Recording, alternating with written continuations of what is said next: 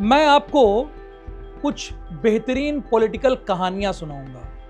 आज मैं एक बड़ी पुरानी कहानी लेकर आया हूं। लाल बहादुर शास्त्री उस वक्त रेल मंत्री हुआ करते थे।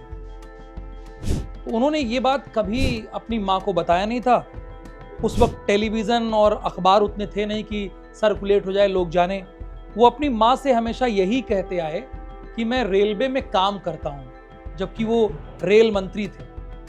कभी नहीं बताया कि वो रेल मंत्री हैं। एक बार लाल बहादुर शास्त्री जी को भाषण देना था रेल मंत्री के तौर पर। उस सभा में उनकी मां भी आ गई। अब हुआ यहाँ पर ये कि वो बताने लगे कि मेरा बेटा रेलवे विभाग में काम करता है।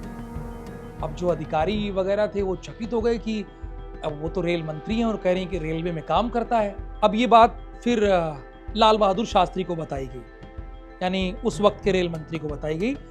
और अधिकारियों ने बताया तो उन्होंने तुरंत अपनी माँ को बुलाया जहाँ पर वो थे। जब उनकी माँ आई तो पूरी बात समझा के लाल बहादुर शास्त्री ने उनको भेज दिया कि आप जाइए, चूंकि उनको उसके बाद भाषण देना था। तो अधिकारियों ने पूछा कि आपने ऐसा क्यों किया, अपनी माँ को ही क्यों नहीं बताया कि आप रेल मंत्री हैं, और जब वो यहाँ पर आपको सुनने के लिए आई तो उनको आपने घर जाने के लिए कहा।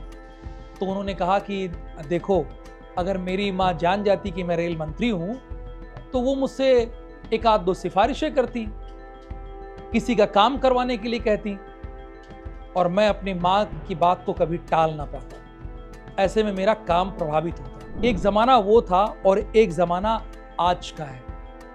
तो इस छोटी सी कहानी से आपको सीख क्या मिली? देखिए, पद की कोई बहुत ज्यादा महत्ता नहीं होती है। इससे सीख यही मिली ना कि पद बहुत ज्यादा मायने नहीं है।